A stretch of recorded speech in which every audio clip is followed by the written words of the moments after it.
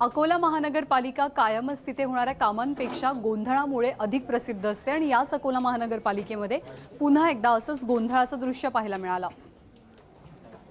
माईकची तोडफोड, एकमेकांच्या अंगावर धावून जाणं, शिवीगाळ करणं असे प्रकार पालिका सभागृहात पाहायला मिळाले। इतकंच नाही तर काँग्रेसचे नगरसेवक आणि माजी महापौर मदन भरगड यांनी पालिकेचा चित्रीकरण कॅमेरा हिसकावण्याचाही प्रयत्न केला। शासनाकडून अकोला महापालिकेला 5.75 कोटींचा निधी मिळालाय। या निधीच्या असमान वाटपावरनं काँग्रेस राष्ट्रवादीसह भारिपच्या नगरसेवकांनी एकच गोंधळ घातला।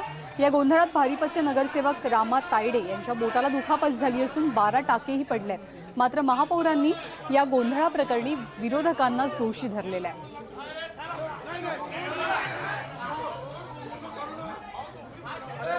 नाही, पाणी नाही, रोड नाही, नाल्या नाही, आम्ही वारंवार सभागृहात सांगत होतो, परंतु आमच्यावर त्यांनी अन्याय केलाय आणि कोणताही निधी आम्हाला दिला नाही।